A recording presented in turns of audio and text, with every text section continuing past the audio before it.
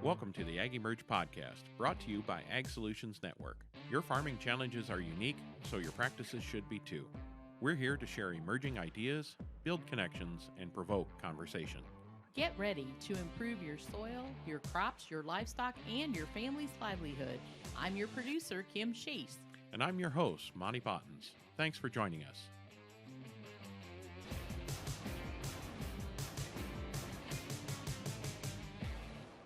Thanks for joining us. Today we welcome Russ Conser. Russ is the CEO of Blue Nest Beef, an e-commerce startup bringing 100% grass-fed beef from Audubon-certified bird-friendly land direct to consumer doorsteps nationwide. Theirs is a story of farmers and consumers co-creating a new and better food system that enhances the health of both people and planet. Russ is also the current president of the Grass-Fed Exchange. It's important to know that Russ was originally a mechanical engineer who spent 30 years at Shell and is now a regenerative agriculture entrepreneur and scientist who retired from Shell in 2013 and has since been focused on the science and business of putting living carbon back into the shallow earth by working to scale up proven regenerative ag practices. As you might imagine, all those areas are right in our wheelhouse, and we're excited to discuss them. So let's jump right in. Welcome to this episode of the AgEmerge podcast.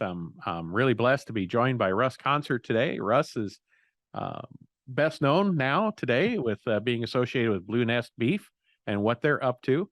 So I just like to take a moment, Russ, to welcome you and share us your story. Tell us a little bit about yourself and what you're up to and how you got to this point. Yeah. Hey, Monty. Thanks for having me on. I love your soundstage. I'm just looking at it going, like, Dirt is one of the books that got me started, actually. Yeah, me too. In this space, David Montgomery is certainly one of the iconic scientists that's done amazing work throughout this stuff. And but I grew up in farm country, but not as a farm kid. So I grew up in Nebraska, but as a city kid in Omaha. And I was a child of the 1970s, the last time, or one of the other times, where gas prices were high and we were worried about running out. And, the issue then wasn't anything broad about sustainability or climate change. It was just having enough to keep the lights on and, drive down the freeway to grandma's house. So I chose to become an engineer. And that led me to, after I gave up on some idyllic notions about other technologies being the future of energy, namely nuclear. At the time, this was late 70s, I realized that the next several decades of energy were going to be oil and gas. So I spent 30 years at Shell, and just a wonderful career, loved every minute of it. Basically split half and half between finding oil and gas all around the world, what I would now call dead carbon from the deep earth. And then after a brief tour in corporate finance, ended up helping start and lead Shell's technology venturing business, and then moving a little bit further upstream into a early stage innovation program called Game Changer that invested in crazy energy technology ideas, and really enjoyed that. But after 30 years, I decided I was going to move on. And my intent, honestly, was to work with renewable energy entrepreneurs and mentor and advise. And on the way out the door, I heard this audacious and ridiculous claim about being able to sequester carbon in soil by changing how we farm. And I kept getting pulled into conversations about the science, because as it turns out, my very specific specialty in my early days of oil and gas was a type of petroleum engineer that would count carbon in the deep earth, figure out how much there was and how much we could get out of the ground. And so people are talking about, how do we measure carbon? How do we quantify this stuff? How much is there? What's the potential? All these kind of scientific questions. So I kept getting pulled into projects and discussions. And after a while, I started hanging out with farmers doing regenerative agriculture. And I tell people that my world changed because what I saw here in this would have been about 2013, 14, 15 kind of time range. I've been gone from Shell for 9 years now. It reminded me very much of where the renewable energy business was about 25 years ago when I first got into technology venturing. In that there were like isolated pockets of really interesting things going on, but how do we, and the question then was, if we're going to actually reduce carbon emissions, how do we scale this kind of solar, wind, other technologies up to make them bigger? And it really struck me that the regenerative agriculture thing was at the same stage now. It was like, we know that the principles of regenerative agriculture, your other book on your shelf there, Dirt to Soil, is of course Gabe's famous story. That was my very first stop. Movie producer by the name of Peter Bick, that I'm sure you and your audience may know. I had been serendipitously introduced to Peter, and Peter says, Russ, you need to come along to this thing called the Grass-Fed Exchange. It's a conference, and they're going to be holding it in Bismarck, North Dakota, at Gabe Brown's farm. And he's this farmer that's doing interesting things. And so I came. I went to the Grass-Fed Exchange in 2013 in Bismarck, North Dakota. And to me, Gabe was, an example of these pioneering farmer, of which there were others gathered there at that type of event. You've been there trying to figure out just how to do this stuff and how to do it better and how to do it more. So the whole kind of where I am now with Standard Soil and Blue Nest Beef is just, my entry into the game to try to figure out, how do we take these things that farmers like Gabe and many others know how to do and help them go big, if you will, how to get bigger. Standard Soil was kind of a tongue-in-cheek name, right? What would it look like to create a viable business that puts carbon back into the ground instead of sucking it out, which was, of course, my heritage. To me, all these things, Blue Nest Beef is, working with the National Audubon Society to bring beef that's been produced under certification in their Audubon Conservation Ranching Program to American consumers nationwide. And that's just kind of a means to an end, right? How do we get more food products coming from regenerative lands to more consumers across America? So a bit of a long intro, and certainly serendipitous and unusual. It feels almost like full circle for what it's worth, back to kind of the farm country roots. Even though I left to go pursue energy long ago, I found out now that they're really one and the same. So that's the story anyway. Well, there you go. I think Gabe Brown's farm has that effect. It's a pilgrimage worth making.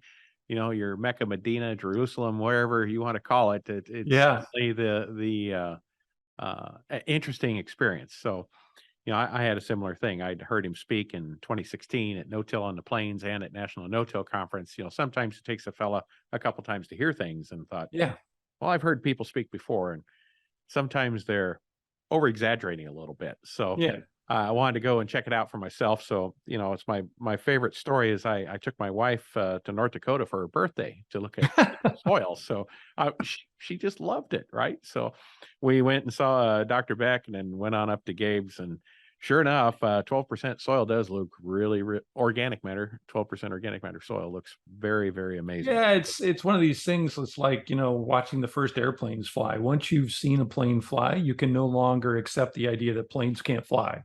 Or, so farmers like Gabe and Alan and, Dave Brandt, farmers across America, they're not just all hiding out in Bismarck, right? They're all flying regenerative planes, if you will. And the trick is, how do we build airlines out of this stuff? How do we transform the American agriculture food system in a way that farmers can make a viable and compelling living again, and we humans, the rest of us, can have nourishing food, and it's all produced in a way that helps the planet instead of no one set out to say, how do we degrade the soil? How do we, right? It's not a malicious thing, right? The story of dirt on your bookshelf there is basically one in which civilization over and over and over again accidentally ruined its soil and had to keep on moving. Mm-hmm. And to me, that recipe worked as long as there was someone to move, somewhere to move to, right? And now we're kind of, we're on our last Iowa, right? We've kind of populated the places that make sense to take advantage of the wealth of history in good organic matter in soil. And the good news is the pioneers like Gabe and many others have figured out, hey, soil is only a depletable asset if you treat it that way.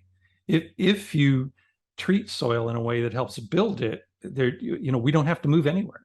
So, let Elon Musk go to Mars. Awesome place maybe to vacation, but we can heal soil here. We don't need to keep doing what we've been doing for 10,000 years. And I think, like you said, there's, for lack of a better term, but almost we've built compounded ignorance into our system. Yeah. Because we've made choices over the time, ignorant, that's not a derogatory term. It's just that we're not aware of the science or aware of the facts in the production system. Okay. Right. And we kind of build upon bad with a little bit more, and we've just kind of taken this divergent turn and don't even realize we're doing it. And the nice Right. part is that now all of a sudden people realize, oh, we are. So there's enough information out there now in Soil Health Spin and the farm magazines enough that that there's something out there. I mean, if you can fog a mirror, there's something going on. So you have a choice to make. And that choice is keep doing what you've always done and expecting different results, or expecting to heal and improve, or make a change. And I think it's every year that goes by, it's becoming more and more audacious for us to ignore the consequences of our compounded actions from the past. So I think there's hope in the fact that the awareness is increasing. Farmers at the end of the day want to do the right thing. They just, Absolutely. we don't always know what the right thing is, and we've been told the wrong thing so many times, right? So that's always a challenge. So, but to back up in your story a little bit, coming from Shell, Yeah. really, Shell at the time you joined them probably thought of themselves as a oil, natural gas refining Yep. company, right? Yep. But in your 30-year time frame there, they discovered that they were not an oil company, didn't they? They discovered they're an energy company. Yeah, it What kind was of that cultural shift like within a behemoth organization like that? Because like you said, you're going into tech innovation businesses and looking at right. it. I'm sure you were seeing all kinds of Brown's gas machines, and you were seeing, fuel cells and just Yep. all sorts of weird stuff. And Shell had an interest in that because they knew that was all part of the energy equation. So what was that like for them to make that transition from energy, or from oil to energy? And how would that relate to us as farmers, making it from crop farmers to maybe a bigger idea of we're not just growing crops, but we're ecosystem service providers and all these other things, land stewards. Okay. So I'll open it up for you, and then it'll be what a great question. My answer, let me just kind of think out loud here and say that first off, such transitions are way longer than anyone thinks they are. So before I had even come on board, Shell had invested in a nuclear energy company called General Atomics on the belief that the energy system was going to change in its lifetime, just from a raw capability perspective.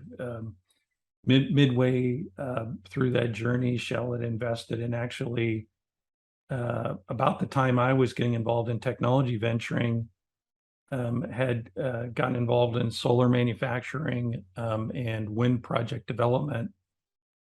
On the belief that the energy system would change, but this was like mid-90s and so on. But frankly, at the time I left, and in my role in those later years, my remit included investing in everything from solar to wind to biofuels to nuclear to anything you can possibly imagine, to carbon sequestration even. In fact, that's what allowed me to see this regenerative thing when it came along, because all this stuff you're reading about now, like carbon capture and sequestration and reutilization, we had invested in all that stuff. So I kind of had a front row seat to a lot of that stuff. And yet, I found at the time I left after 30 years, that Shell was still struggling with it, because what it understood best was a hole in the ground and a pipe hooked to it and a tank, because that's just kind of what it knew. It was in its DNA. And it had, armies of engineers and managers and, procurement specialists, and all this stuff was organized around, getting a lease to land on some corner of the planet and figuring out how to drill a hole in the ground and suck oil out and turn it into jet fuel and gasoline and ship it off. So it was really kind of being trapped in your own core competency business. And it wasn't for lack of trying. Indeed, it was in the late 90s. My very first alternative energy project was indeed a fuel cell project. You mentioned it, that we were investing in. And yet what I found was every time Shell picked up a different type of nail, it tried to hit it with the same kind of hammer.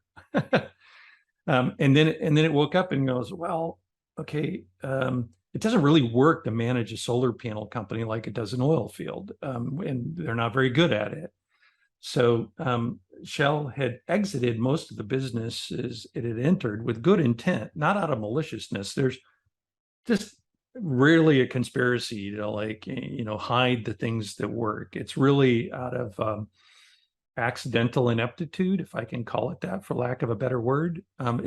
It's being good at the wrong things. It's being good at other things that is the biggest barrier to getting good at new things, if you will. And for my little catbird seat as being kind of, the guy running this game changer program here, that was, my remit was to start the crazy stuff, to take the stuff.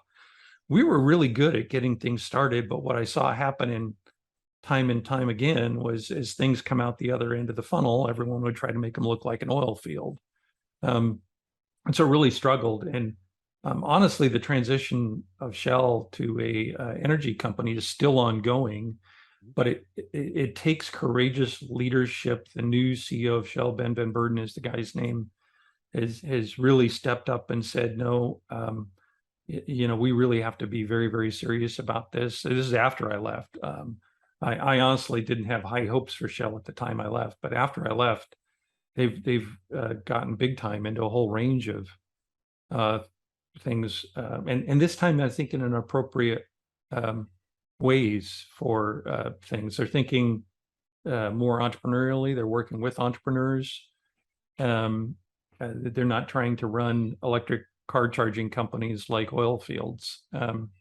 They're running them like entrepreneurial electric car charging companies, and yet still, I think it's a long shot. I think as a student of innovation, when the world changes, the incumbents are paradoxically at a disadvantage. It's the upstarts and the heretics and the pioneers that although they don't have the resources, they're not tied down to the paradigms and processes of the past.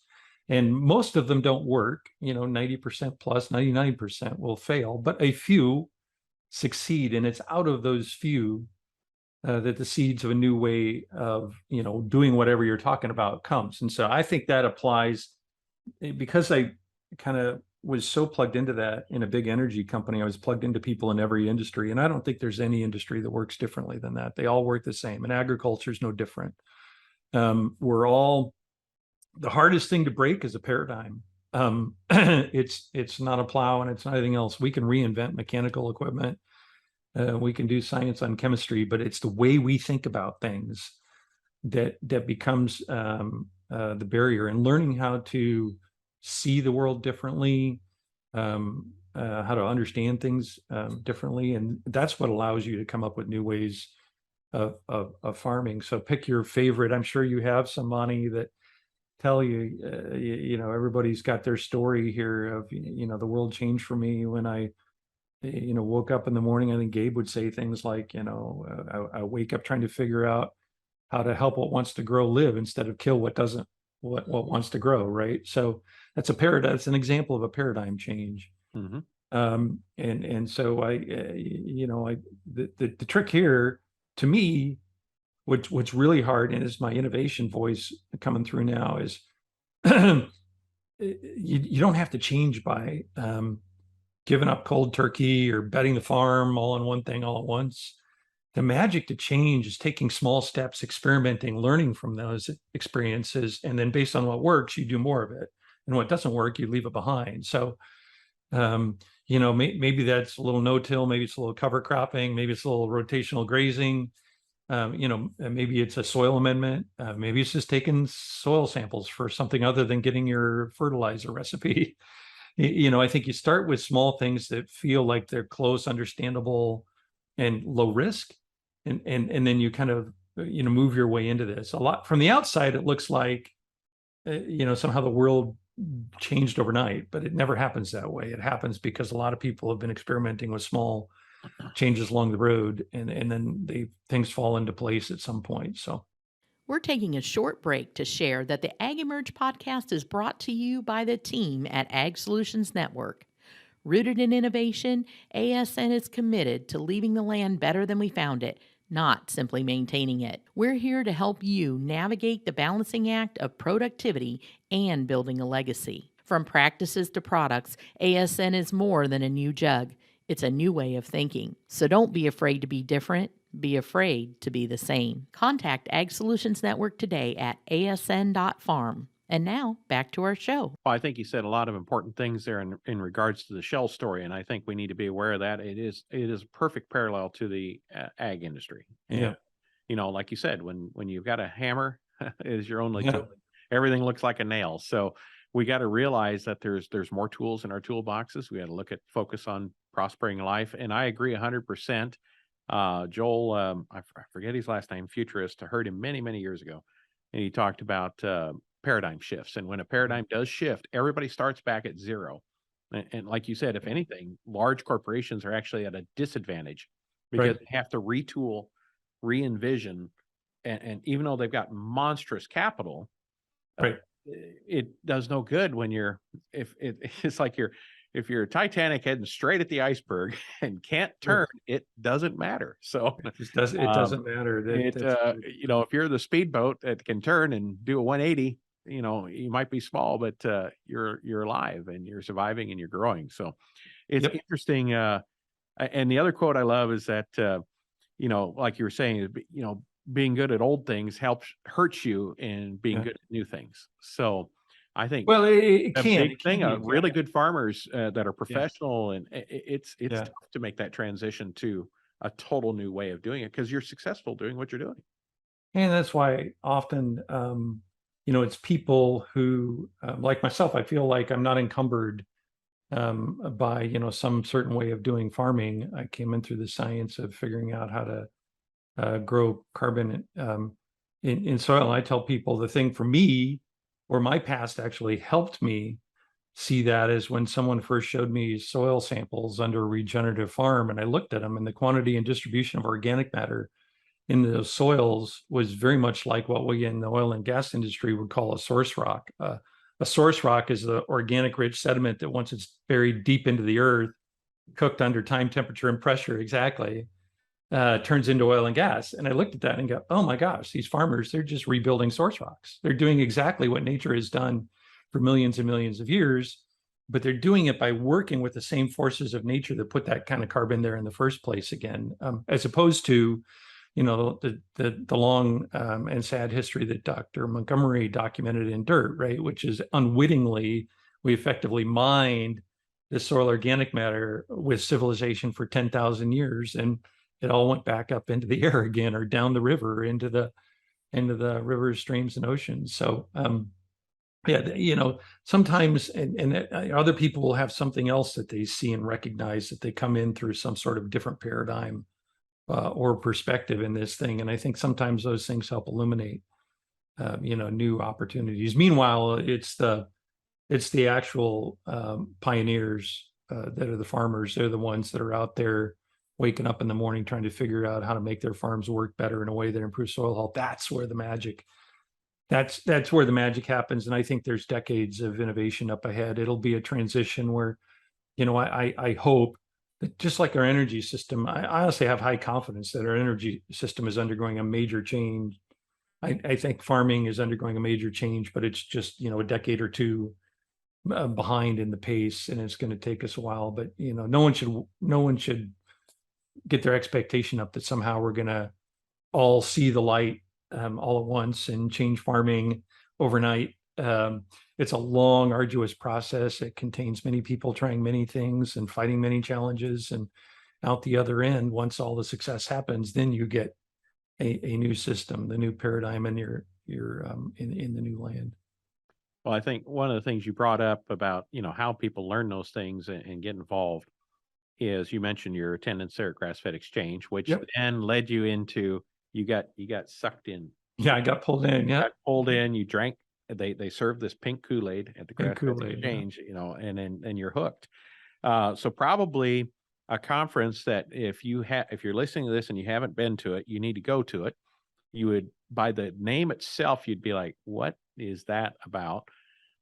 Probably pretty poorly named for what it is today. But it's probably the most comprehensive look at both the basic sciences and applied sciences of soil health, plant health, animal health, and human health, how that all integrates ecosystem services. It's a wide range of people, from homestead people to multi-thousand cattle operations, pastured poultry and pork people come, sheep people come. Yep. And it's an amazing collection of brilliant minds that come to this. So you drank the Kool-Aid, you got sucked into that, you became a part of the Grass-Fed Exchange team.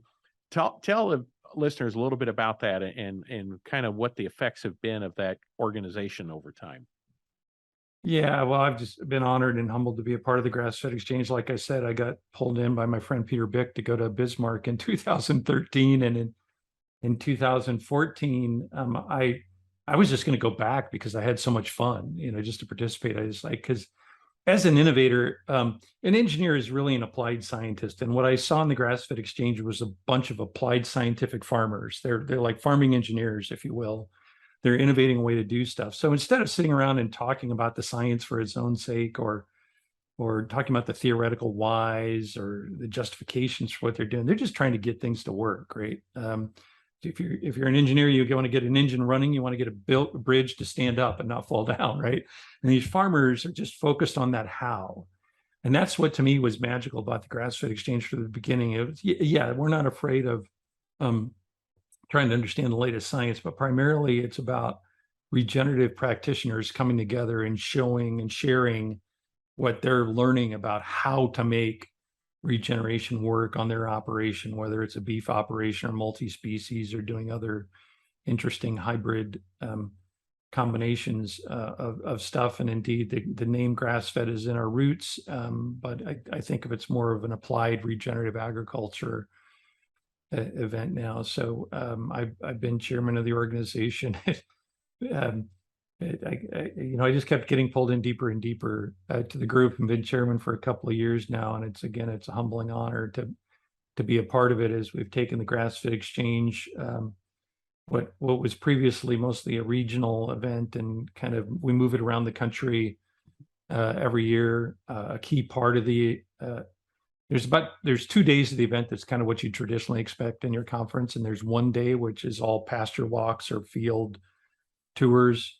And so getting around the country where we can let this community see how things are done differently in different parts of the country, and what kind of things people are dealing with. And it's just really, really powerful, even if you're in Montana, to walk around white oak pastures in Georgia and learn a little bit something different from Will Harris, and you can go back to Montana and put your own spin on it. So started in Nebraska with some real key pioneers here. Terry Gompert, many people might know Terry from the early days of regenerative agriculture. He was an extension specialist at the University of Nebraska that was highly revered as a pioneer. Wayne Rasmussen.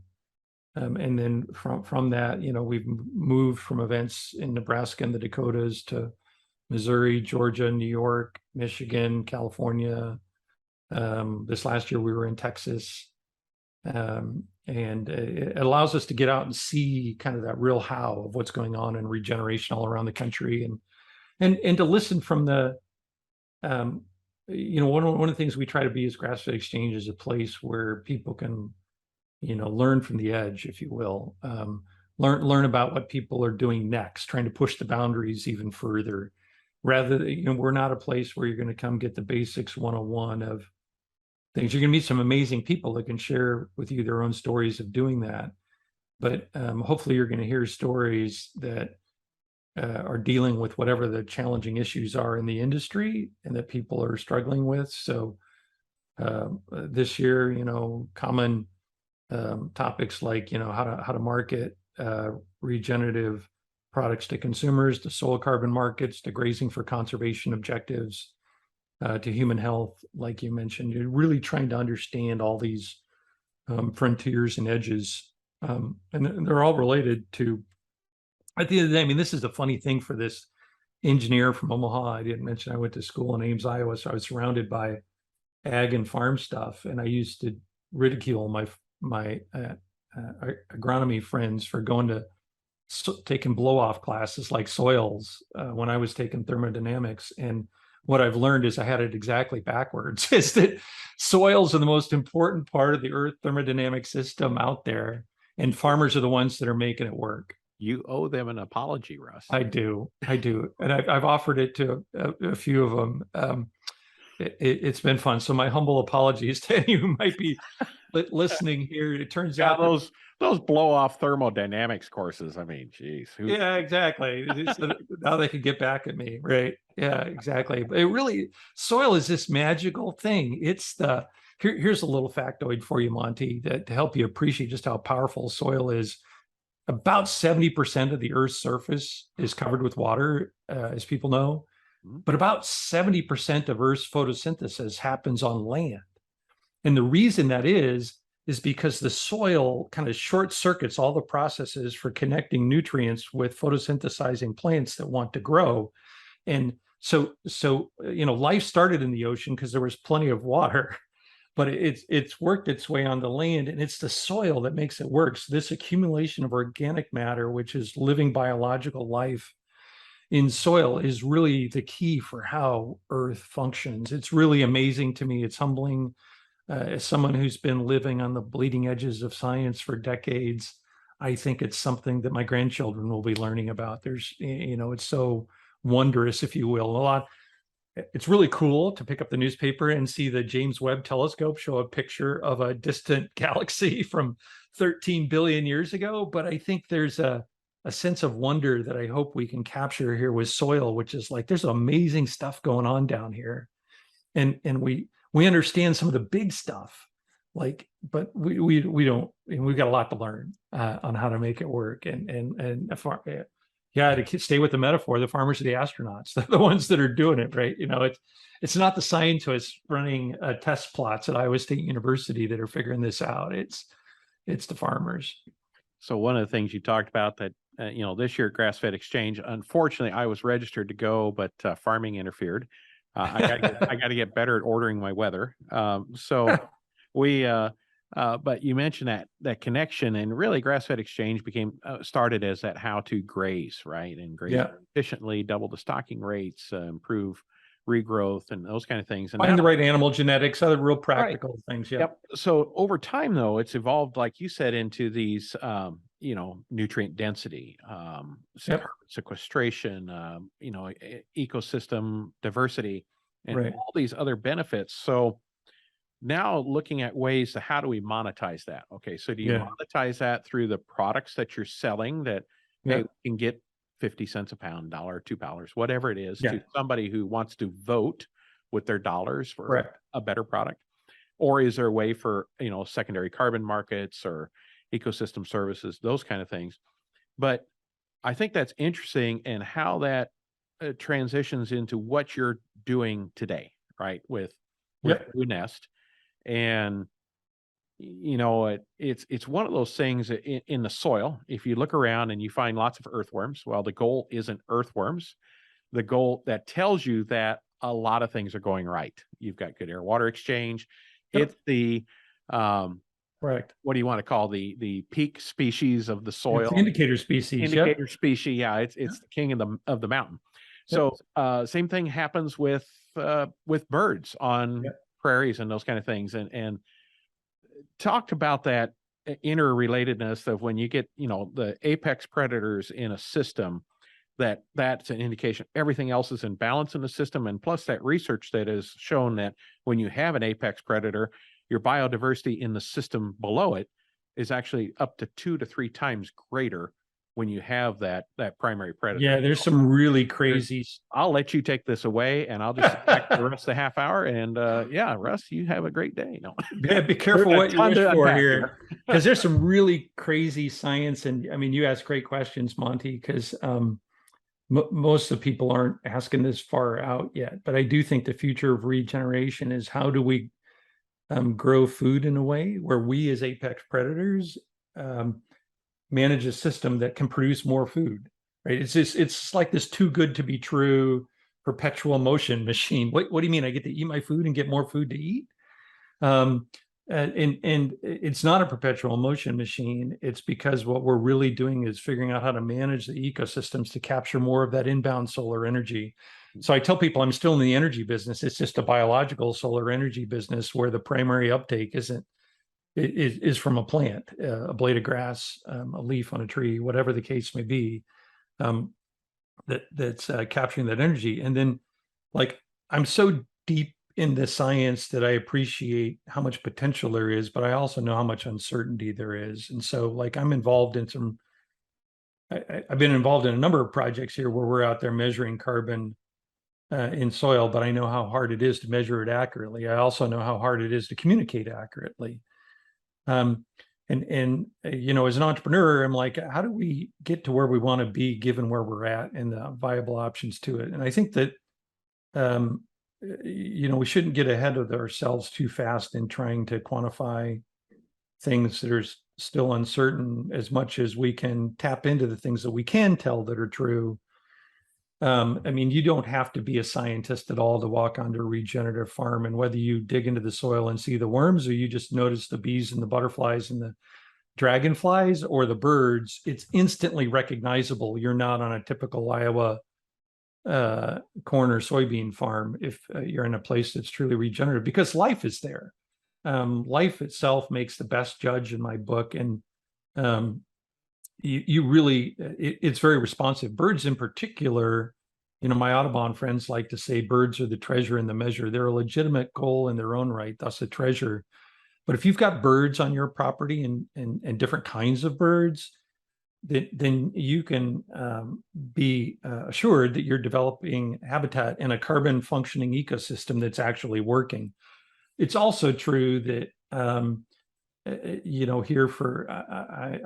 would be a terrible test marketer for anybody, because my brain is just kind of wired in so many weird ways. But it's hard to walk to somebody up on the street and say, let me tell you about a ton of carbon. Like, well, what? It's like, only if it's bedtime and you really have insomnia problems, right? Well, they back away slowly and back away slowly, call 911. Right. Yeah. Yeah, but birding is one of America's most popular pastimes. In fact, during the pandemic, a lot of people realized they could look out their window and learn to identify the birds at the feeder. And so birds are, a great indicator species, and they're very lovable. They're, really, they're the last surviving dinosaurs. So I keep saying we need to rebrand some things to engage more of kids in. Everybody loves dinosaurs, right? But birds are amazing, and they're incredibly adaptive. And literally, I'm sure you see this on your farm. When you're farming right, the birds, they're not going to land at your neighbors. They're going to come over here. And depending on different species, maybe insectivores, or they're eating seeds, or they're eating worms, and they're going to respond to whatever it is you got going. So if you're counting and tracking something like birds, which there's enough of them to count, and they're big enough to count in that kind of system, you're getting a really good index of ecosystem health. And so I quickly became a fan of what Audubon was cooking up for conservation ranching, to take all this other complicated process of regenerative agriculture and kind of boil it down to saying, let's do it for the birds. And I think the birds are a legitimate goal on the one hand, and they're an understandable sign on the other. Kind of, to systematize, if you will, the canary in the coal mine. I think some people like to say the meadowlark is the canary of the prairie. And I think that's right. I think that when we graze and farm in a way that recreates bird habitat, we're doing something right. And then maybe 20 years before we have a technological instrument that can measure that, or quantify it, or compare it, or whatever. But I think you can do a lot of good by farming for birds as a goal. And in fact, one of my favorite farmer rancher friends up in Northeast Iowa, so not far from you, Phil Specht.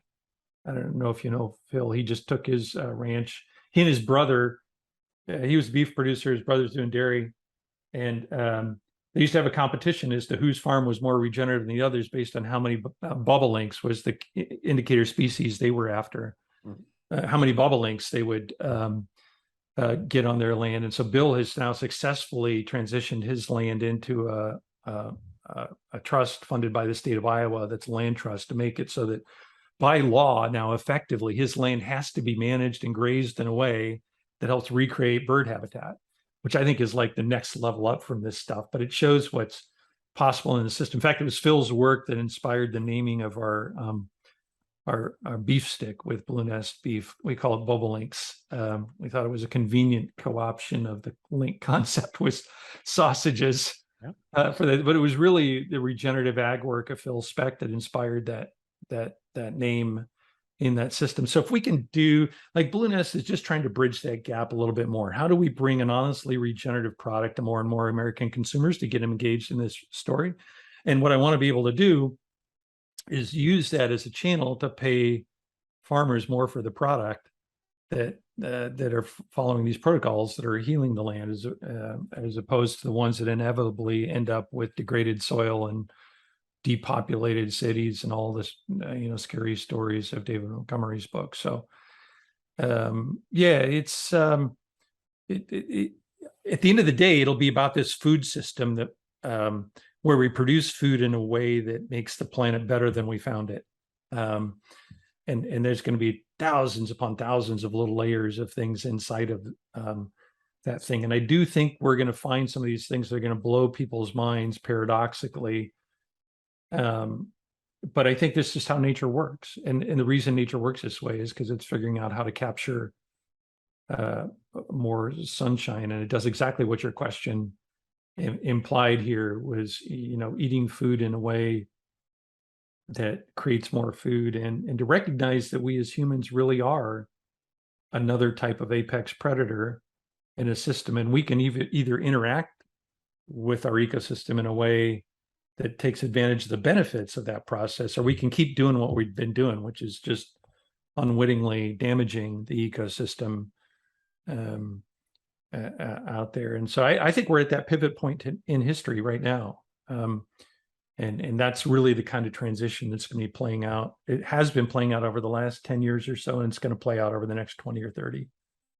So we're really close located, not very far from Dyersville, Iowa, where the Field of Dreams movie was shot. Oh, cool. Yeah, well, they replayed the game this year too. Yeah. Yeah, and the famous quote from there is, "If you build it, they will come." Will come. And I think that's what's going on with the bird species and the bird diversity. So it's not a quantity issue; it's a diversity issue. So you need both when you're looking at these supplementary, species on the pastures and on our land. So Audubon Society looks at that as, hey, these farmers have built the Field of Dreams, if you will, for birds, and it's done those things. So I had the joy of one of our neighbors here locally actually does a impression and speaking engagements as John James Audubon. Okay. So cool. He's got his dress. He's memorized voiceover and everything, and goes around the country portraying John James Audubon. So I may have met him. I don't know, but there you go. So who is better to have out to the farm than the living version of John James Audubon? He came out to our farm, and there's a couple apps. In fact, Kim will put them in the show notes. I'll get those to her, where you can actually listen to audio record on your iPhone and identify the birds that are there. So in a matter of, he had to go on to be, John James Audubon's in high demand. He had to get to his next speaking engagement. So he was on the farm for about 45 minutes. We identified 43 different species in a short amount of time. See, there you go. And he was super excited about a dick sissel. Yeah. So I wasn't aware of that bird. We had meadowlarks, we had red-tailed hawks, bald eagles, all these other things too. So he was pretty excited to see some of the things we had going on out there. So I had him out specifically for this conversation, Russ, so I could be better better informed about John James Audubon. So I did the next best thing I could do, is because John's no longer with us. I talked to, Brian Ellis, who Like Elvis impersonators for bird geeks. yeah, Yeah. that's kind of a bad comparison. I've seen some really bad Elvis impersonators, but Yeah. I think Awesome. the society's onto something there, because it's much like Pheasants Forever or Ducks Unlimited. Yeah, we've They worked with Pheasants understand- forever. They did great stuff. Right. They understand that if we can work with farmers to do this in a better way, Exactly. farmers control so much of the land that we're going to dramatically improve the habitat for the birds. Is that a way to look? Totally. And one of the things to really appreciate about birds, I mean, there must be, I think there's 10,000 species of birds on the planet, but there's probably 1 million of wasps and bees and other things. I don't really know, but there's enough diversity, as you pointed out, in birds. Different birds are responsive to different parts of your habitat. And there's this whole category of grassland birds that in one form or another require grassland space for breeding and habitat. Meadowlark is the most famous. When I started my project, right as I was leaving Shell to dig into some of the science stuff, we called it Project Meadowlark, because I learned what to me was a really cool factoid, that the meadowlark has a preference to start its nest in the footprints of grazing animals. And so that's an interesting codependency. But the bobolink, the dickcissel, the grasshopper sparrow, they all have different little niches in there, right? Yeah. And when you're farming in a way that recreates that ecological richness of ancestral landscapes, then you're going to see different birds come back. If you only have lots and lots of one species of bird, then indeed you're probably missing something. You've got some kind of monoculture thing going on and a type of food that's only attracted to one type. But if you're really doing something regenerative, you're building layer upon layer of habitat, and the birds are there because the seeds are there, because the worms are there, because the insects are there. There's seasonal patterns in such things, and to me, that's one of the things that makes birds such a great indicator species, is this kind of just this perfect size and diversity and population to make them work. We've got a paper coming out of one of our research projects that's in the Southeast US, and I don't think it's out yet, but it may be out any day, where we can document on 5 different pairs of ranches that there were 300% more of these grassland obligate species on the regenerative farms than on the conventional farms. And in fact, it's some of these, like Pheasants Forever, one of the things, because you tie into a hunting population that has an interest in that particular species, got forwarded an email from my friend Peter Bick, who I mentioned earlier yesterday, from one of the farmers that was in that study, who didn't have many birds on her property when they started, and had started incorporating some regenerative practices. And she sent an email yesterday saying, "Hey, I just heard my first quail," and there was a real honest sense of excitement. And I think that's, boy, I don't know whether in your neighborhood it's quail or pheasants or bobolinks or dickcissels or meadowlarks, but I think if I think there's a huge opportunity for farmers and ranchers to watch what the birds are telling them and listen when they show up. I think it's a real magical tool. And meanwhile, in the future, there's some really cool things that allow us to do all kinds of other stuff too. But gosh, if we do nothing more than count meadowlarks, dickcissels, bobolinks, and quail, we will have guarantee you on whether it's the farming fields of Mesopotamia or Georgia, the bird populations of whatever birds were there were going down. If you start hearing more of them coming back, it's a sign you're moving in the right direction. So I had an opportunity, Russ, to participate in the 1,000 Farms initiative that great. Jonathan Lundgren and Jonathan Lundgren, good friend. Now.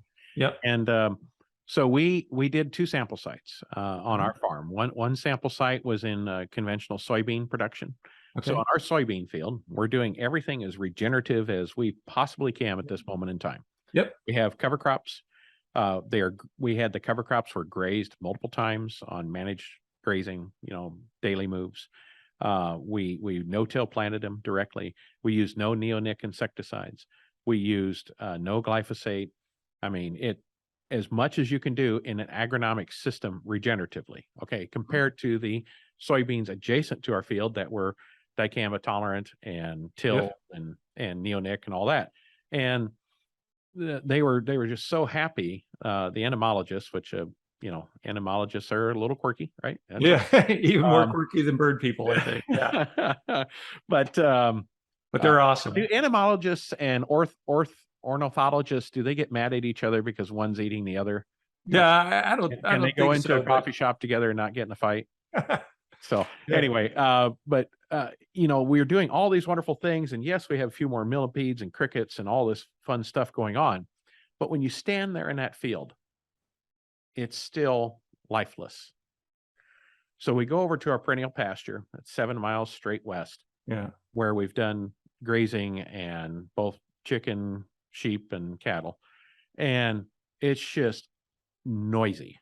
I mean, right. it's just birds, bugs. It's just chaotic. And the quantity and quality and diversity of bugs and stuff that's going Yeah. on there, it does make me wonder, are we really doing enough by looking at optimizing agronomic systems?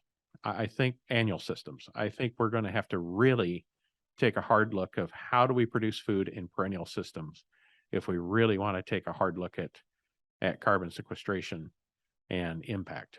And biodiversity impact and all the other things. There's no doubt in my mind that perennial permaculture systems have advantages over anything annual. I totally understand why we as humans focused on annuals. It's easy. Well, you're effectively trying to, the food, the part that we can eat of the plant is the seed, right? So wheat, corn, soybean, all. And our monoculture, because that's all our harvesting technology allowed. It or all our is. planting technology allowed. Yeah, but in an annual agriculture, basically by definition, you're restarting that ecosystem every year, right? Because you're starting from seed and you're getting to seed. Mhm. In that system. And so, I think trying to figure out how to reperennialize our agriculture indeed is kind of the big holy grail. I think this is an advantage out of the gate to people who integrate and are involved with perennial pastures and grazing lands. And I don't know whether seasonal grazing of annuals or people that are working with pasture cropping or people working with what I think are scientifically very novel technologies in perennialization of old annual things like I'm sure you're familiar with, like Kernza is a form of perennial wheat. I love this stuff. Now that stuff's available commercially, and I buy that and I use that for making our homemade sourdough buns and pancakes in this house, to use Kernza grain, and it adds wonderful flavor. But agronomically, it's probably going to take a while before it can really be competitive with other things. But if you're developing perennial grains, then you can start developing multicultures. They may not be really as diverse as a full pasture ecosystem, but they're moving in that direction. Other people working with integrating trees. I think the natural environment for many places is a savanna where you're integrating.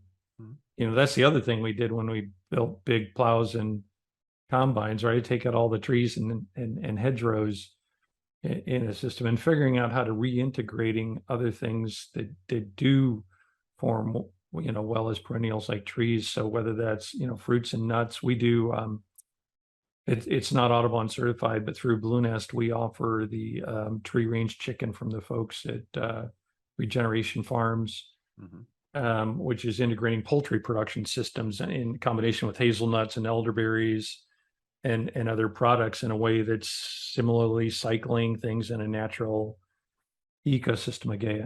Again, I don't know what the magic combinations are, but I do believe that figuring out how to do more perennials and fewer annuals is going to be a more regenerative system. It's probably not going to be an either or, but and I think part of it will be the science of people developing different things, but really I'd expect more of that innovation to come out of the practitioners, the farmers. They're just figuring out how to make these two things work together. Well, Russ, like you're saying, we could have been onto a term here today, reperennialization, being the next buzzword after regenerative. Now, if you think regenerative was hard enough to spell, and reperennialization, it's kind of like saying aluminum. Exactly. That could be Aluminium. that could be the term of the day. So, talk to farmers who want to get higher value out of the, maybe they're growing almonds in California and want to graze between them. Maybe they're want to grow some small grains and graze cover crops or do perennial crops. The Audubon certification, how does that work, and what's that worth to them to do? Well, it's still early in that process. Audubon is now certified 3.5 million acres of pasture land in the United States under that program. So, but you've got 350 million acres or more. Excuse me. You've got 650 million acres of U.S. pasture land. So it's still a drop in the bucket. Overall, it's only available in 13 states right now. Unlike a lot of certification programs, Audubon, it exists at no cost to the farmer, but it exists at full cost to Audubon.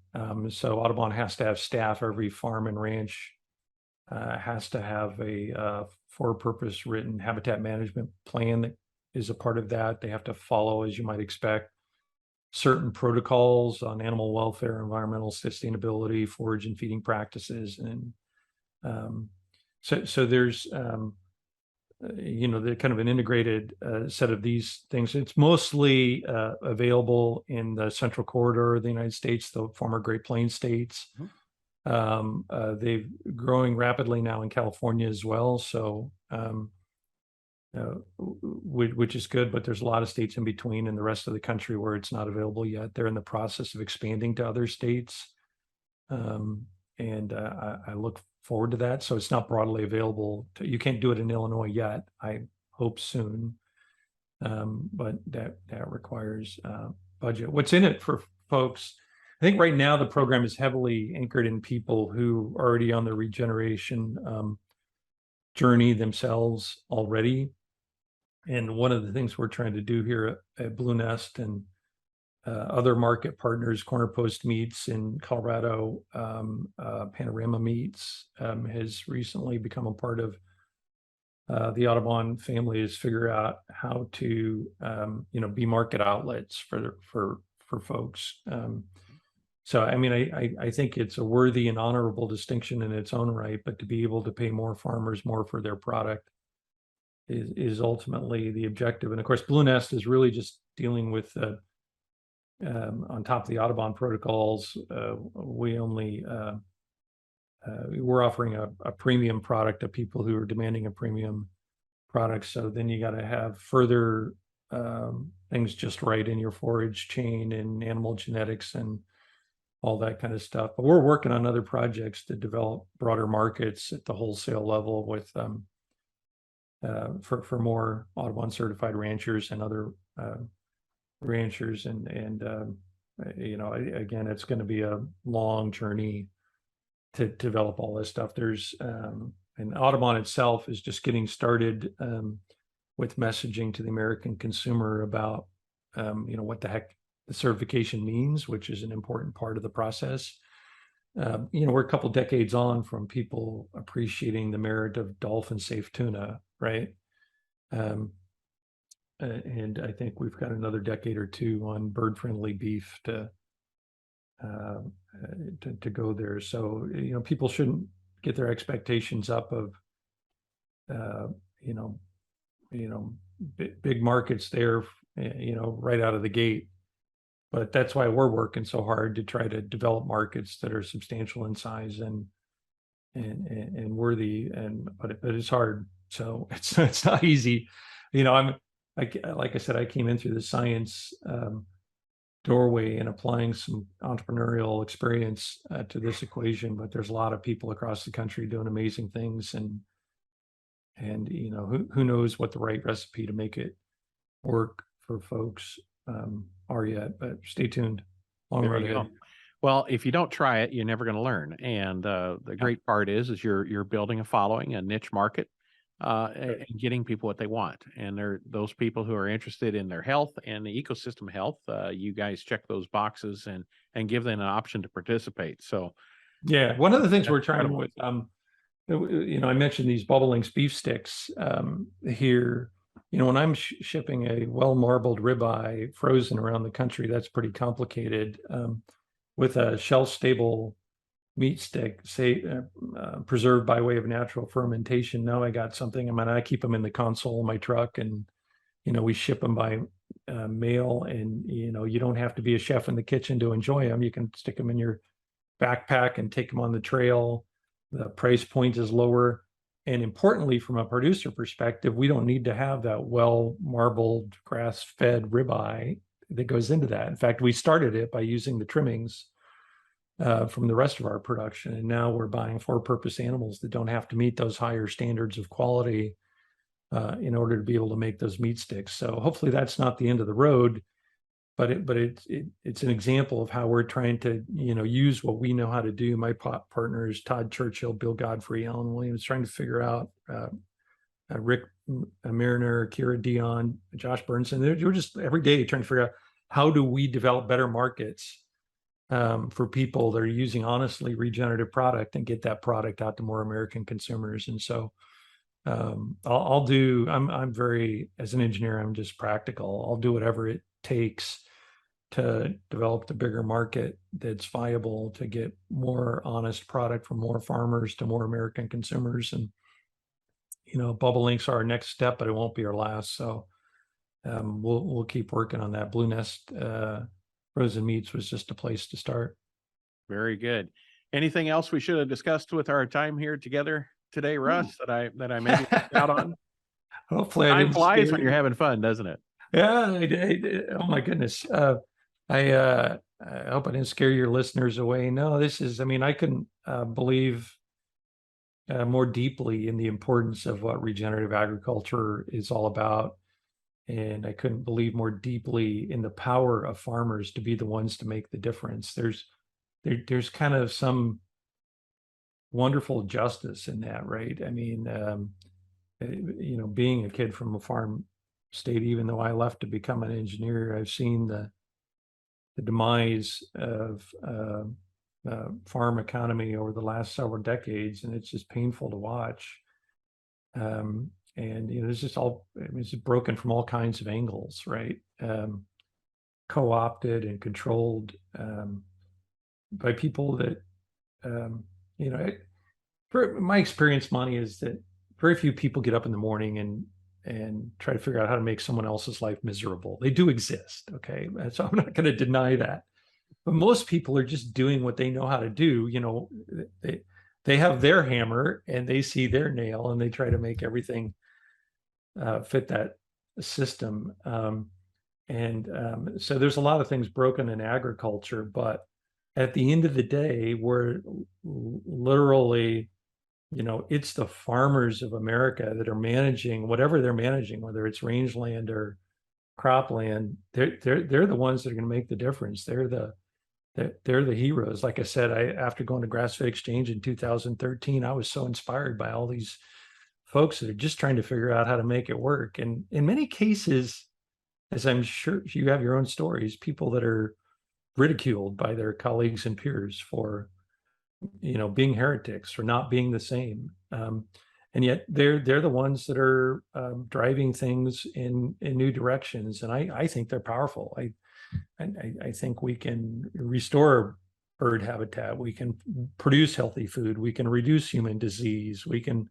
reduce toxic load on our rivers and streams. The farmers are the tip of the spear here. So I just hope I can play my little part here in my little corner of this thing and help a little bit of that happen and move the needles. So anyway, we certainly appreciate what you're doing, and for the ag tech entrepreneurs that listen to the podcast today, always keep in mind that there's ways to connect the right practices to the right people, Blue Nest is doing that in one way, but there's 1,000 ways that are just only really limited by our imagination. For farmers that are listening today, keep in mind that there's other higher value add things that you're doing that you need to do a better job of capturing that value of. And partnering with somebody like Blue Nest is a way to do that. And for the researchers and big thought leaders out there, keep leading the charge, keep giving us the information and the practical things we need to do to make these things happen, because it is amazing when you're out in the field and you see that diversity, you hear the life that is so abundant. And that was only possible because of how we're managing the land. So yeah, maybe one thing we didn't talk about in the yeah. tech, you brought it up there, Monty, is that as you can tell, my background is all tech. I think we're going to see a paradigm shift in ag tech as well, from tech that tries to replace what nature does or to control it, or in some kind of way to tech that helps us understand and work with natural ecosystems instead of fighting them. And no one invented fertilizer and weed control thinking, negatively, but they were, because they were trying to control natural processes. I think the next generation of tech in agriculture, whether it's a widget that lights up or some sort of biochemical or something else like that, the tech that will work and is worthy is tech that figures out how to help nature do what it already wants to do. And so there's some huge business opportunities out there, I think, for ag tech entrepreneurs that learn how to, change their own paradigm from trying to control and fix nature to work with it. So maybe a worthy closing thought. We just need to have them aiming at prospering life instead of aiming at making one more bushel. Yeah, nice way to frame it too. Absolutely. It's in the innovation space, I used to give talks all the time, and I'd say the corollary to you get what you measure is be careful what you measure, because you just might get it. And when it comes to yield in agriculture, it's a great example of that. When you measure what's measurable, then you're going to get that, but you're not going to get the other stuff if you're not paying attention to it. And so I remain deeply involved in measuring, pursuing better ways to measure all these other wonderful attributes of regenerative agriculture. And I think tech can play a really important role there. But I'm cautious about things that I'm going to measure until I know they're actually in line with what I want. And that's where this stuff like biodiversity and bird populations, I'm very confident that if we farm in a way that restores bird habitat, that we're going to get better farms. And so we'll start there, and then we'll fill in the gaps with other things later. It really is a different way of thinking. I think it's a brilliant way of thinking. So Russ, thank you for your time today. Really appreciate you sharing with us and what you guys are really pioneering there. And I'm sure there'll be several others that come along in a similar space to keep telling that story better and better. And it's going to be exciting to watch that develop. Awesome, Monty. Thanks for having me on. All right. Take care. Bye. What a great conversation that gets us really excited, not only about what is currently happening, but what is on the horizon for improving soil and human health. Isn't it amazing all the pieces and people that are working together to build such a great legacy? And as always, if you'd like to learn more about what we're doing to help growers implement soil health practices, check out our website at asn.farm. And there you can click on links to follow us on Facebook, Twitter, Instagram, LinkedIn, and YouTube. There's a lot of great things happening and always something to learn. Thanks for listening.